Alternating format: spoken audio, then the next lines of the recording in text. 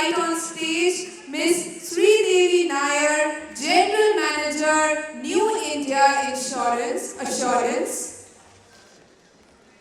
And now I would like to call upon Mr. Sheshadri, Managing Director and Principal Officer, Mahindra Insurance Broker Limited. Next, I would like to invite on stage Mr. Sai Girdhar, Secretary, FADA and Dealer Principal, Saisha Motors Private Limited. A round of applause everyone out here.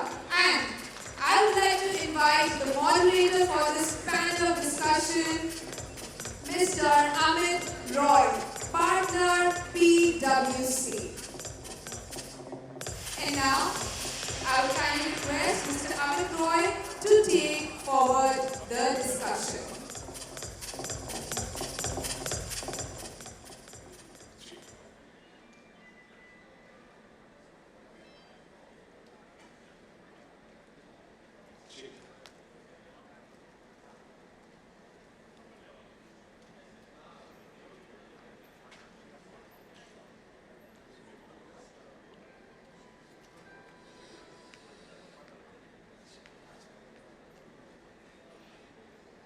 Good evening, ladies and gentlemen.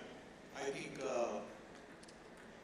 it's a great setup to talk about the topic that we have today for next about 45 minutes to 1 hour with a very eminent group of people, I should say, who have seen the setup for a very, very long time. And just before the discussion starts, last 40-45 minutes, we are discussing together the entire landscape, how it is emerging, how the risk is taking a new shape.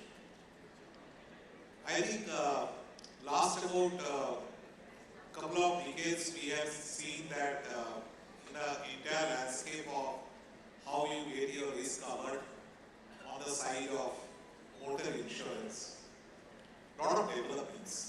And gone are the days when it used to be isolated with an umbrella policy, same size needed for all.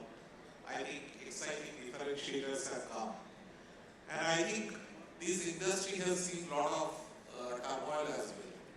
I am referring to the D-tariff that we have seen. I am referring to the different sets of regulations which kept hitting the industry again and again. But we are actually looking at a lot of possibilities for the future.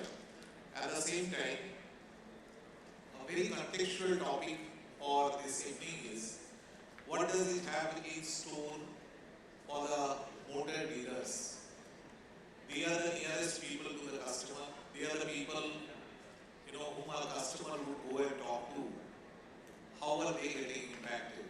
Is there something which is emerging out of that? And maybe it would be good to start with Dr. Sami in terms of what are the challenges that you foresee today in terms of the new developments which have happened. New developments, when I say, on the side of the technology because of EV, on the side of the regulations, expense of management, and also on the side of expectation of the customer. So I think it's a very valid question for this forum, and all of us should realize that the dealers have been recognized as people selling the insurance policy. That's a very positive step which has happened in 2017, where dealers have been given the status of intermediary. Having said that, that means that every dealer is being regulated by IRDA. So we have to, of course, follow the law of the land. So what I'm saying about here is, first let me take IRDA, and then I'll go to the technology. So on the expense of management front, the insurance companies have been capped at 30%. So I think that is the law of the land, and every insurance company is going to somewhere try and limit themselves amongst that expense. Which means that on motor side there is a potential, I'm saying, it is not a reality at this moment, but there is a potential that the commissions may get rationalized. It may not remain as high as what it used to be, it may get rationalized. So dealers to that extent will get slightly impacted, but having said that, the technology used by the intermediaries, the technology used by the insurers, it will also settle the claim fast. So I think for a dealer, I mean, when the ROI is getting impacted, they have to in fact think about how fast the claim is getting settled from a particular insurer or to the intermediary. If the claim is going to get settled in 1 or 2 days, and like we have seen in certain models in US, where it's not just days, it's not just hours, it's getting settled in minutes, that will improve your ROI. So concentrate on your ROI is something which I would recommend to this community, that insurance is here to stay, insurance is going to be bought, and it is going to be sold by dealers because you are adding such a huge value at the customer end. So you will definitely get that upper hand of selling the insurance. But think of your ROI. Select your insurance partner who is able to settle your claim faster, which is hassle-free, and that will improve your ROI significantly. I am not saying the commissions will go down substantially, but yes, it has a potential to rationalize this, what I would like to repeat.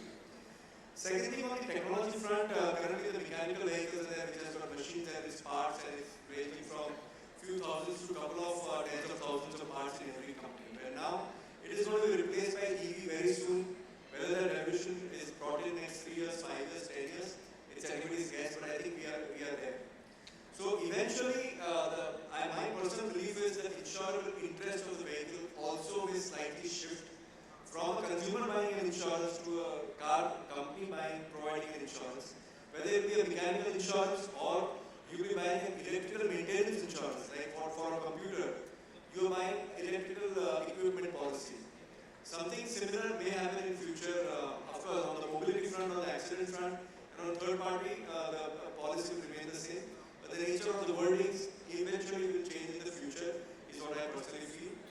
On the technology front, I mean, we are already on the sales aggregation platform, which means all you dealers have got, or in regulatory form, we call it as MISP, motor insurance service providers. There is a sales aggregation happening. There are multiple insurance companies which are there on the platform. Eventually, a model also will be created, which is called as the service aggregation platform. And today, each of the dealers is expected to go into each of the system of the insurance company. But I'm sure there will be some entrepreneurial models which will come up, where you have to enter on a single platform and each insurance company will pick up their respective claims. So claims resolution will become much faster than what it is currently. It has significantly improved, and it has a further scope of improvement, only improving the ROI of the dealers. So I see a huge change happening, and all of us need to embrace those changes, being the law of the land and being in the country we stay in. So I mean, this is what I my view. Yeah, I think thanks so much. And you touched upon something possibly great, that we have people who run our business like Nitin. So on product improvement, or should I say differentiation, today we are seeing a lot of innovation on the product.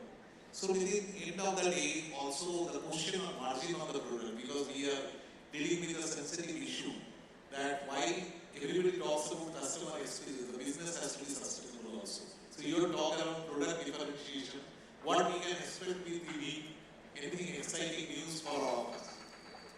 Just to add to the first question, on the capability which we have to do with the new regime. I think our motor product has been very standard for the last almost 20 years. It's a tariff product. Though the premium was re-tariff, but the wording was still tariff. As we move ahead on the emergent side, you will see a lot of new products coming in, which will not be standard product. Right now, what we do is put up one price, the price list. This is the product at which it will be sold.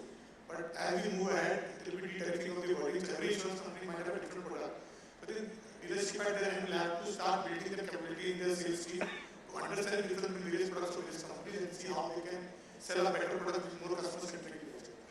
So that also will be one area where dealerships have to look at as they move ahead, because the products will not be standard as they move ahead. In another 3 to 6 months, we will find every insurance company having a different product and different wordings. So the depreciation might change, the coverage might change. So that also will be one area we will look at. In terms of innovation, I think clearly, as I said earlier, because of the regulation, you have very tariff product. The wording was still the erstwhile tariff which was done maybe 30-40 years before. But as we move ahead, we have seen a lot of the regulators today giving us a lot of freedom to launch new products in that sense, and not waiting for the approval from the regulator. So we can today file and you start using the products. So that will change a lot of things.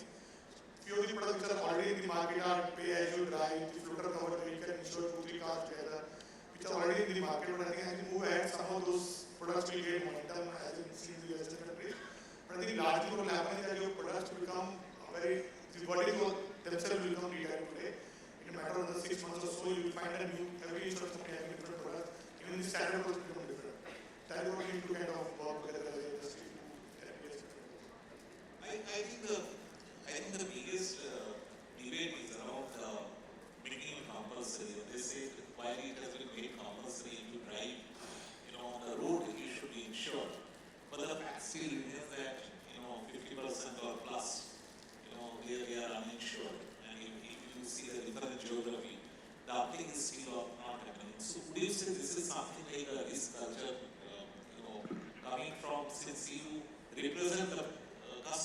broker, what's your take? You have run this business for such a long time.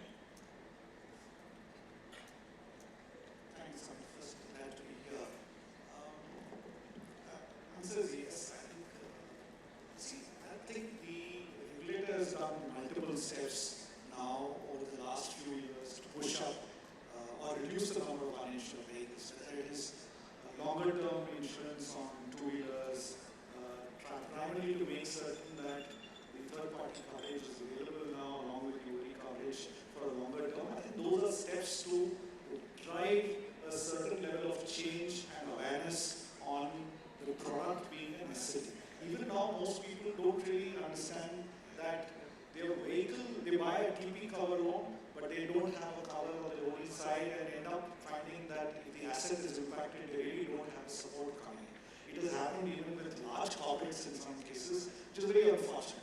I think the drive by the regulator to start mandating it and then over a period of time allow it to become a choice is the direction which we will see.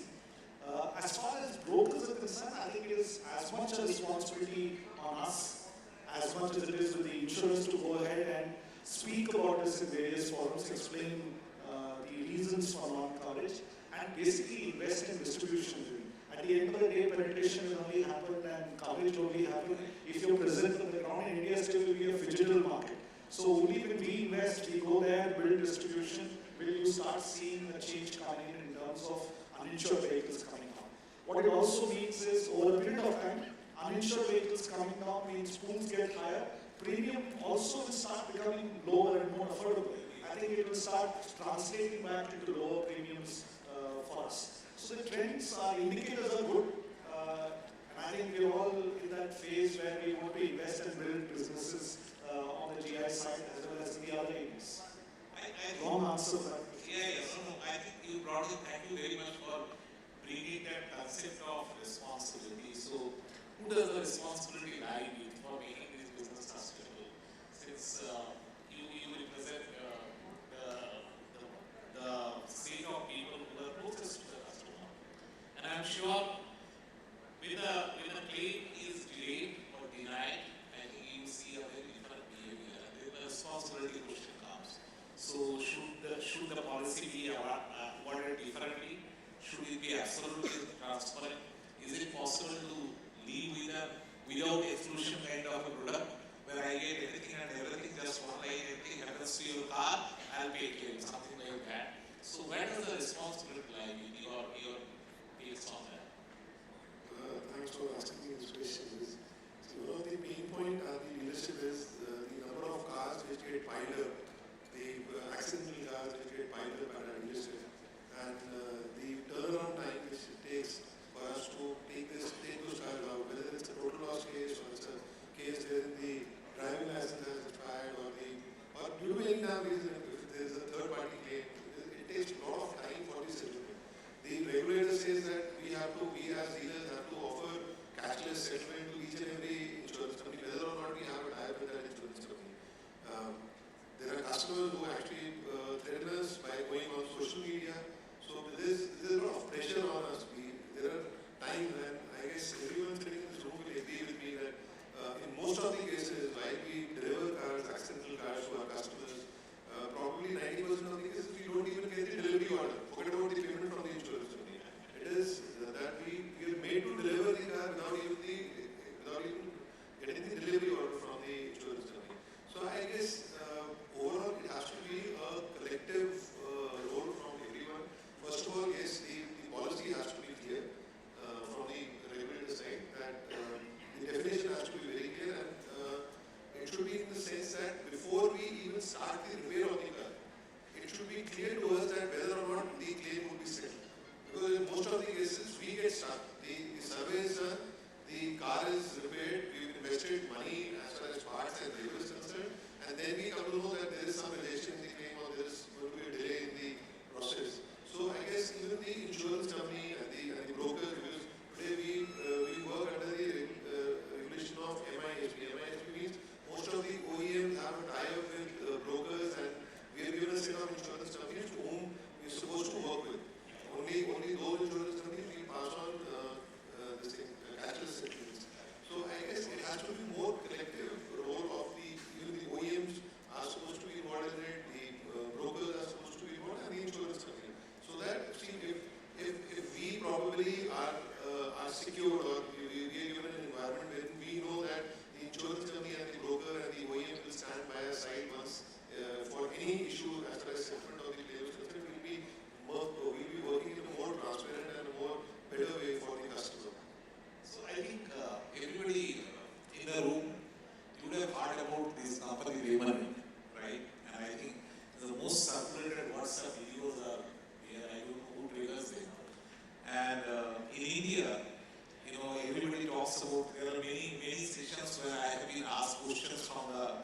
audience about M&M. And Nitin, it would be interesting to get your reflection on the point that Sai raised. I believe every stakeholder in this business wants a quick settlement of claims, right? So where is the bottleneck? I mean, the customer wants, the manufacturer wants, the dealers want, and obviously the intermediary would want. But actually the fact in the country is very different. We are cheapest insurance market, we are the best featured insurance market, but claims get needed. So where is the bottleneck? I think the bottleneck is the profitability industry. Till the time the industry will not make profit, we will continue to face such challenge. Because as an insurance company, somebody is not making money. The only way for them to manage the money is by delaying or neglecting the claim. So at the end of the day, I think we have to at least collectively as an industry, whether it's insurance companies, intermediaries, dealers, or the OEM, have to work together to find the right profitability mix for all stakeholders. Till the time you will have a challenge of profitability industry, you will find such scenario existing where people will come and they have claims to save money. I think second element we should look also in India, which is not we prevent too much about the fraud, part of the fraud. This is some of the things get delayed because it is an element of fraud in India, which is much higher than publicity also. So I think that is the second element. The third element will also be adoption of better technologies to do faster. Whether the virtual surveys or the use of AI to service claims. I think all of that is kind of industry is working toward that. A lot of OEMs today, we say Hyundai or Toyota, we see a lot of adoption of virtual survey. Wherein I need not send my surveyor to the workshop to do survey. Sitting in an office, he can do survey. So the productivity goes up and I can become an industry, give faster settlement. But if you ask me, the larger problem continues to be the higher claim ratios of the industry, which needs to be controlled either by better planning for the customer or managing the fraud. If you're able to manage to do better together along with the dealerships or the dealership, then I think this will be faster. At the end of the day, I don't think any company, whether it's a public sector or private sector, will continue to lose money and provide service to the customer. It is not possible in the long run. The only way to manage and give service back to the customer will be when the industry starts making profit and all it will always go back as a better customer service to the customer. I think that's a great honest answer, and thanks for that. And Sandeep, I want you to quote, keep that quote, I like this so much. There's nothing like a right premium for batteries. So why don't you talk about why the industry is not making margin? And what as a responsible customer I should do? Do you think that India is doing the right things? That's right. Awareness around settlement of claims, but awareness around trust is building. So we are just talking inside the room, so I just quoted one thing that no price is a good price, which means no premium is a good premium for a bad risk. For an example, you are selling a motor for 10 lakhs, and if it's a bad risk, the premium for that should be 10 lakhs, 10,000. Which means that if there is a short claim, no insurance company will insure that risk. If there is no claim which is going to be there, no customer will buy an insurance. So it's a probability between 0 to 100. 100% probability, there is no premium, there is no insurance. 0% probability, again, there is no premium insurance. It is a range between the two. One more thing I would like to add, when you are buying a motor insurance contract, which is a policy document, you are actually buying 3 insurances. You are buying the property damage insurance, which is taking care of your motor own damage. You are buying the personal accident policy, which is actually taking care of the accident of the passenger sitting inside, or the driver. And you are buying the third party liability. Now, have you realized one of the few countries in the world where the third party liability, there is an unlimited liability. I'll give you an example, a high profile accident which took place a few years back, unfortunate part. And the claim is in a couple of hundreds of crores. A single life gone and hundreds of crores. Do you recognize how many years of premium of that insurance company would have got wiped out? Huge. So insurance companies also have become profitable for them to pay the claim. That is the first part. Second question was, what was that? Anything else? In terms of people being trustworthy to the insurance company, having a responsible customer mindset. See, I mean, we have seen multiple customers. You guys must be facing it on a daily basis. A scratch on the door and a high-profile customer comes, this is change my door. I mean, this is a little more of an exaggerated example, but it happens.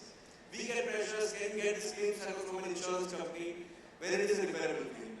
So when the average, and nearly, and this is the ratio which is there on the IRDA side, nearly 25-27% of the, there is an incidence ratio of claims of 25 to 27% in motor industry, which means every 100 cars buying an insurance, 25 cars would have claimed.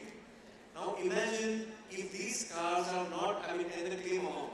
So when we say there is a dissatisfaction amongst the customer, either the claim is paid but not to the fullest. The customer has claimed 5 lakhs, he is being paid only 3.5 lakhs. Or there is non-payment of claim, or there is a delay of the claim. These are the three main grievances. Now, insurance company would want to settle all the claims. Why would anybody want to lose a customer? However, if the quantum is 3.5 lakh and somebody is asking for 5 lakhs, there is no way to delay. If the claim is non-payable, now insurance contracts in India, now you asked about there is only one, now, I mean, it's a state of affair for the country, all the countries for that matter. There are 5 lines which will say what is payable, and there are 55 lines which will say what is not payable. But had there not been there, I think brokers will not exist for sure. If one line says it's an insurance policy which pays everything, we are not required. You don't need a brain to actually guide you on what to buy. But you need to understand what to buy, how much to buy, from where to buy. And from where to buy, I'm talking about an insurance company or the intermediary. So, as a customer, you should be buyer beware policy. Many of the customers come and tell us, when the claim is not paid, insurance company paisa nahi de rahe, they are not good. मेरा agent, मेरा broker या फिर मेरे MIS ने मुझे advice नहीं किया, they are not good. It is not true. When the industry is running at 115% combined ratio, which means 100 rupee of premium collected, 115 is the outgo of an insurance company. How come we are saying that the claims are not being paid? Data is showing the claims are being paid. When the brokers, people are saying, what is the value out of a broker? And you realize at the time of a claim, you realize at the time of an IT glitch, the number of policies sold per day, it's in couple of millions of policies sold every day. If there is no value add by an intermediary, how these millions of policies are being sold? So I think it's a system we have to work together to create a wow factor for the customer. And that is where the MISP, which is the dealer, the intermediary, the insurer, we will have to work together. A seamlessness has to be created for a customer satisfaction as a concern. So that will come soon. I think on that co-sharing of risk, the point that I wanted to raise to you here, in terms of shift towards the risk-based pricing, do you see that as a possibility? Maybe around asset risk. Yes. I think it is a gradual process. Insurers have started adding many more parameters to pricing. It has gone away, I think Nitin is on the panel, it has gone away from being just plain asset to asset plus multiple elements coming into the pricing model. But it has not become completely behavior-based or risk-based pricing as of now. I think there are 2-3 trends which we have to be conscious of. One, as cars get more advanced or vehicles get more advanced, you will have more sensors, you will have more telematics devices, and you will have more data coming in. Right. That data needs to actually get shared between the OE and the insurer on a real-time basis or at least on an aggregate basis for them to build pricing models which will change from the existing asset-based pricing into a risk-based pricing. If you ask me, I would say as brokers, we will have a very clear role to play between, let's say, an OE and an insurer in helping facilitate that information share and build a pricing model which is different. Is it going to happen tomorrow? I don't think so, but I think the early steps are already coming. There are multiple products now, there are multiple parameters in which the pricing models have started changing, and we will see more refined pricing coming. And I think it is going to be critical. No, I don't see a reason why a good customer has to pay the same price for a bad customer or what a bad customer gets. Bad customer meaning somebody with a poor driving behavior. I think those changes are coming in at speed, and we will see that change coming through in the next few years itself. I think Nitin mentioned about new product introductions, with sandbox options being used now more frequently, the regulator having liberalized that environment as well. You'll see many more options. And I think that's the role we will play in co-designing products along with insurers. Maybe more on that. So say, what's your experience in terms of seeing that there are a handful of companies coming up with pay-as-you-go type of insurance product also? Is it leading to more responsible driving? Do you see lesser number of accidents for those cases?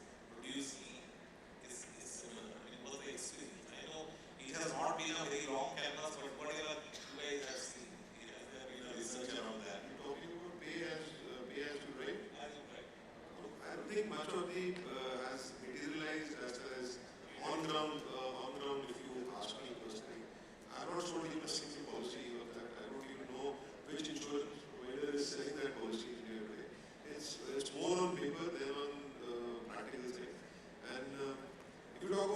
innovation and policies, I'd like to mention one thing. It's one thing because we probably are one of the customers for insurance companies also, and we've been in this business for a number of years. Today, if you talk about getting a dealership insured and what all insurances are required at the dealership, most of us are not even aware of that. So I think that's one of the major issue, major thing wherein we would require your expertise, your handholding. Because for service, during the morning session there was one question being asked, what about the customer car which is service and there's an accident which happened, how do we cover that? So we don't know what kind of policy we're supposed to take in those cases. There's a third party liability on the dealership when they're getting cars from the customer's place to the dealership and the customer refuses that we will not cover this, he refuses to use this policy for the insurance damage. So if there is a policy available for that. Our trade claim, the vehicles which are being driven, unregistered vehicles which are being given on test drives or vehicles where we drive unregistered vehicles from workshop to stockyard to showrooms. Most of the insurance companies, they refuse to give trade plate insurance covers to us because they say that it's a loss-making business. So I think there has to be a mechanism in place wherein we get those insurances for us. We talk about our customers, first of all, we should get ourselves insured properly because in my experience, I have suffered a loss in Jaipur because of IUC blast, because of the insurance coverage that we had. So I want probably there has to be a mechanism for the dealers. The number of policies and everything should be very crystal clear for us. And then, yes, for customers, we have to, the only differentiator would be the services and the policies which we will be providing. The money cannot be the only differentiator because only then we will be able to retain more customers into our fold. And unless and until we are able to define that, we are able to prove it on our services, we will not be able to have much of retention. So I think that's a great point, and leading to that, if I can get your expert comments on the products for future. Do you see like some of the other markets modular product? Let's say separate insurance for tires, let's say separate insurance for vehicles who are more accident prone and things like that. It's pretty generic industry in India, right? And do you see that possibility of maturity of the market would be there? Or do you see Bima Sugam triggering actually more information or complicating the market? Do you think IIB has a role to play in terms of making products more granular? It's an obvious question, but yeah. Just to first take this point, so there is nothing as loss making given price. The right price is given, we don't do right that. It's only the price we define as the loss making or we loss making price. So I think more than happy to engage with most of the industry where it does writing on their requirement, but I think the challenge always remains that the price expectation at which it can be done and whether it's what demand is. So I think that coming to your question, I think as an industry, we have been moving in the direction of retailing. First step was retailing of the pricing, which was done long time back. I think now the industry, the new regulator coming in, is also in the direction which the bodies will get retailed, which basically means that right now I have defined the business schedule, I have defined committees with the bodies, which will change as we move ahead very fast. There are committees which have been formed already by the regulator on that, and the sense is in the next 3 to 6 months we will find that the bodies will change. Then the possibility of innovation will be much more bigger than what we have today. Make a non-products which are right now every product is linked to your core motor insurance. If you don't take motor insurance, you can't take an exempt cover, you can't take a ZD cover. As we move ahead, there will be possibilities of combining all these covers together to build one comprehensive cover. Also get modular cover. You can only take your back cover, you can only decide. Just an example that I don't want to get a motor loss cover, I know there is no theft involved. So I only want to take up partial cover. I want only my vehicle value 10 lakh rupees, I want cover only to the another 1 lakh. Because I don't want, I know a vehicle will not get stolen in Bombay, but in Delhi I will give that pay that. So there could be general coverage which is coming to market. In addition to that, there are a lot of innovation which we can copy from the West, which is pay as you drive, pay how you drive. So those products will also come to market. But as we move ahead, with the independent regulators giving the insurance companies, in a very short span of time, we look at a lot of new modular coverage which will come, both in terms of the coverage and also in terms of the benefits for the customer. I think the larger question which we need to answer together as an industry between leadership and insurance company, how do we pass on that value to the consumer? Every day, I think the point of the value also is one till the time we continue to be a industry which wants to work on the least price, we will always find challenges in the industry. I think we have to somewhere do that education of the customer also, that the solvency of the insurance company or the claim settlement ratio of the insurance company are as critical as the price which is offering or the commercial is offering. So I think somewhere to work together, choosing the right company or the right product for the consumer. So that is actually we take together along with dealers, community and the brokers as well. The right product for the customer is what we need to look at. At the end of the day, I think somewhere the consumer mindset is what we need to bring together as an industry, that consumer has to get the right product at the right price. If you don't do that, at some point in time, consumer will start going out of the room. I know we actually have about 10 minutes left, so a quick round in terms of wish list from the regulators. So they're starting with you. What more to make the industry profitable, sustainable, better experience for everyone? I personally believe, this is my personal view of course, I think regulators are more than enough for all of us. But yes, as dealers, as MIS's dealer, fiduciary responsibility now towards our customer, as brokers and insurers also. So expense of management is the first step. I would like to believe that eventually, I mean, if they want to, they may open it up. I mean, profitability of each and every party is their respective responsibility. I don't expect anybody to tell me how to become profitable. So, I mean, and I'm not, I cannot control somebody else's cost or top line. Each and every person should take their own responsibility towards their own company to make it profitable. So, I think regulator will just make the policies. We have to revolve around those policies. And for the rule-based regulation, regulator is already has started working towards principle-based regulation. So currently, I mean, if you see, I mean, policy matters related to your MISP guideline, it's a 12 or 15-page document, and there are some 5-7 clarifications on that. They will all become principle-based regulations. They will tell you these are the do's and don'ts. They will not further tell you that you have to cross the lane safely. That is what regulator is saying. And they will not mention you do left, you right, and then cross. So finally, this is the concept of a principle-based regulation. So, I mean, that will change the way people have to behave. Couldn't agree more. And saying coming to you, what are the wish list for the leaders? Is there enough that has been done, or do you think that there are a lot of white spaces which can be actually in terms of the realistic approach to the market? You're talking about from the IIT From the perspective of regulations. regulations. So first of all, the way forward, I don't think I would probably tell them to restrain from making any further rules and regulations. Most of the dealers are payouts are stuck. We're not getting the payouts as promised by the insurance companies. But whether or not it is from the regulator or not, I guess the only wish list from our perspective would be there has to be a time bound for each and every activity. Now, the moment the vehicle enters the dealership, within how much time the insurance will do the survey, within how much time, once the vehicle is repaired, the estimate is approved, we get the delivery order. Once we get the delivery order, within how many days we get our payment from the insurance company. And in case there is any shortfall in the payment, how we are supposed to take that payment from the insurance company. It's a very simple thing. I don't think we require any Opinion interest. forget about interest, it's the principle that we're talking about. So, Vijay, you have seen the market from the access of Indian insurers for a long time. But some of the markets where, like Nitin made a very important point on margins, profitability of the market. What are the 2-3 good practices if you can share?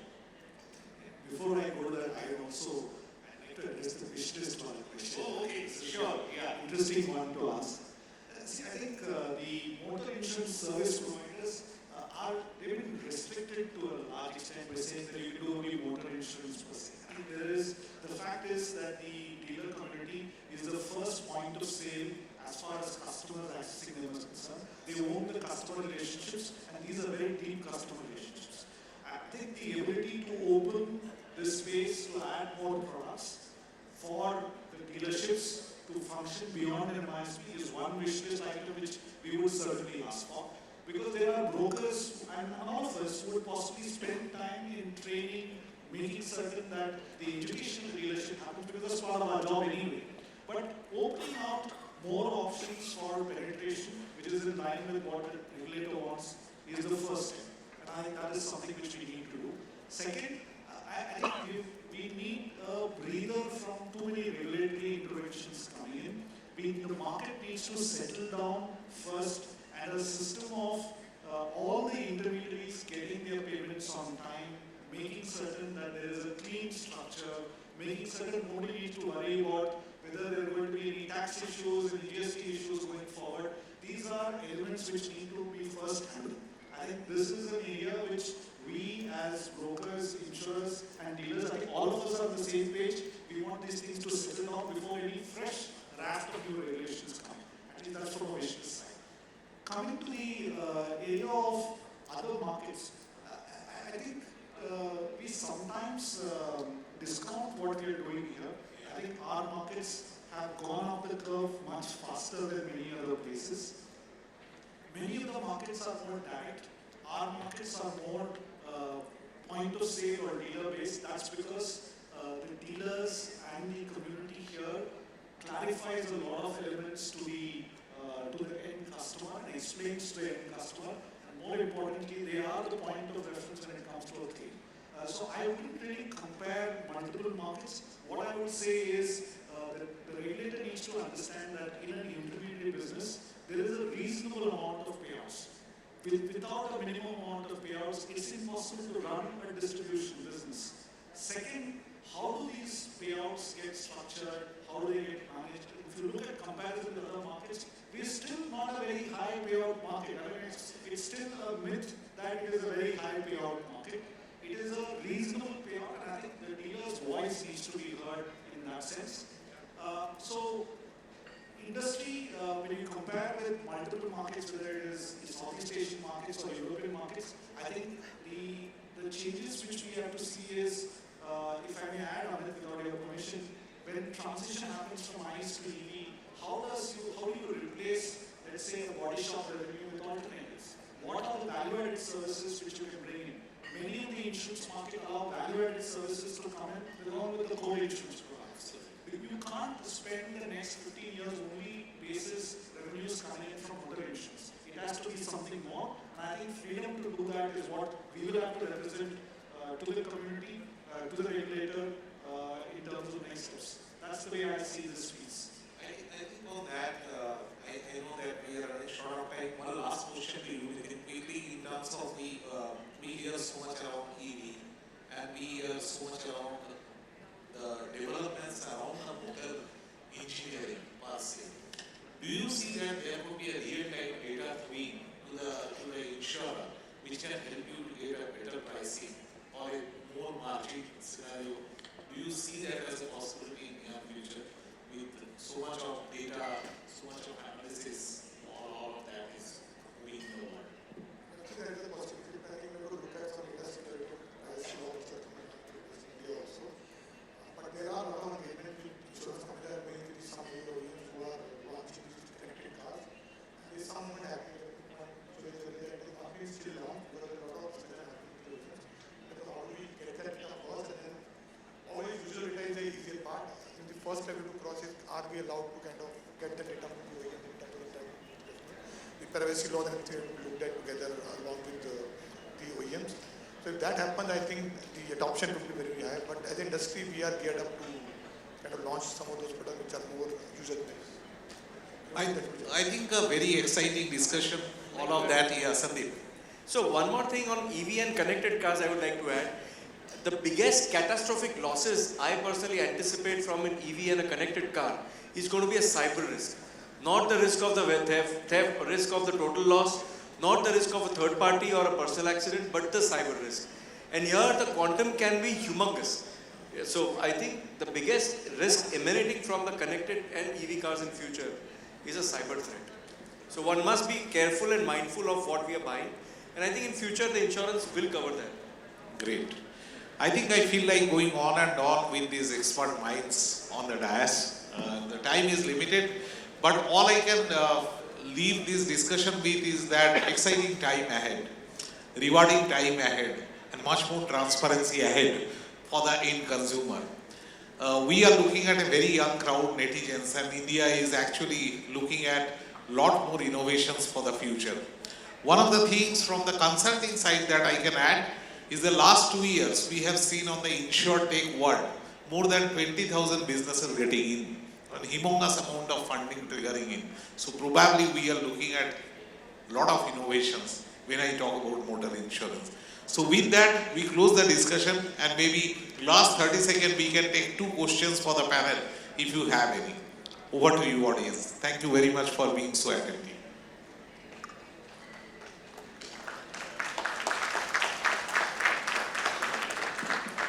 So we like to close because I think the event is also running. Okay, yeah. अभी 5 साल का insurance है, कुछ साल पहले 3 साल का comprehensive और 5 साल का थर्ड पार्टी इंश्योरेंस ऑप्शन था कस्टमर, तो इसकी वजह जान सकते हैं थर्ड पार्टी इंश्योरेंस क्यों चालू किया गया और कॉम्प्रिहेंसिव क्यों बंद किया 3 साल के। सो सुप्रीम कोर्ट का ऑर्डर आया था जिसमें 5 साल की थर्ड पार्टी इंश्योरेंस को उन्होंने मैंडेटरी कर दिया था। तो रेगुलेटर ने जब नई रेगुलेशन निकाली उसने बोला आप कॉम्प्रिहेंसिव भी साथ में कर सकते हो 5 साल का comprehensive, but there was some demand from the OEMs and dealers के इंश्योरेंस बहुत महंगा हो रहा है। देन रेगुलेटर केम बैक से कि ओडी 1 साल का ही बेचो, आप टीपी 5 साल का बेचो, क्योंकि वो सुप्रीम कोर्ट का ऑर्डर है। कस्टमर का लॉस हो रहा है ना, वो पैसा देके उसको कुछ नहीं मिल रहा है। नहीं तो अभी आप फेयर इंडस्ट्री का लॉस हो रहा है। मतलब उसमें गाड़ी बिकने का इशू आना शुरू हो गया था कि प्रीमियम बहुत हाई हो गया था, इसलिए वो बंद किया। 3 साल का कस्टमर बहुत हैप्पी है इंश्योरेंस कॉम्प्रिहेंसिव लेने के लिए, यही प्राइस में 3 साल का option. I think let's take it one on one because the वो अभी event इंडस्ट्री also. डिमांड कर रही है लॉन्ग टर्म के लिए, रेगुलेटर को डाला हुआ है, तो it might come again comprehensive के लिए। So I think we'll take it offline because there's a lot of other events also to come up. So thank you very much for the discussion.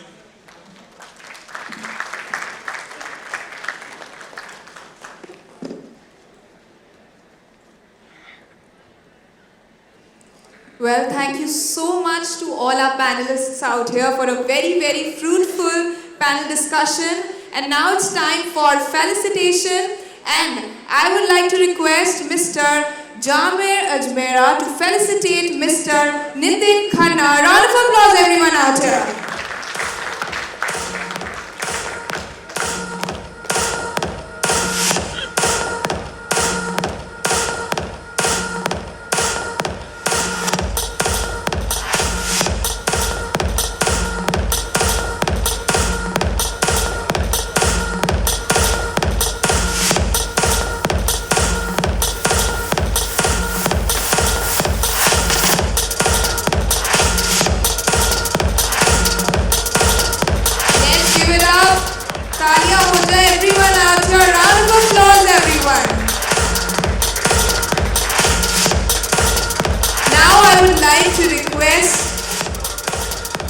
Kinjal Paresh Shah to felicitate Dr. Sandeep Daria.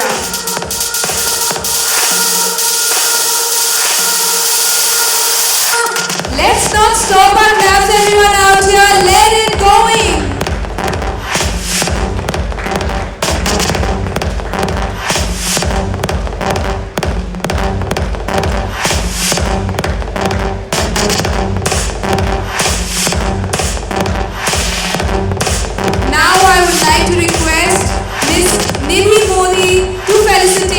Mr. Vedan Narayan Sheshadri. A round of applause, everyone out here.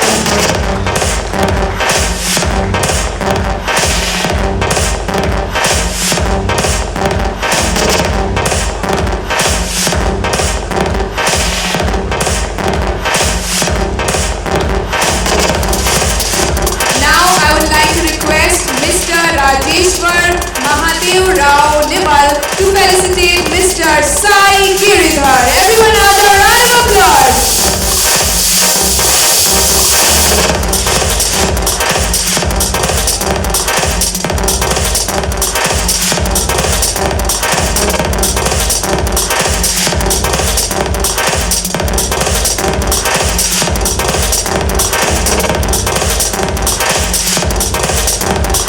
And now I would like to request Mr. Ajay Bhatija to felicitate Mr. Amit Roy.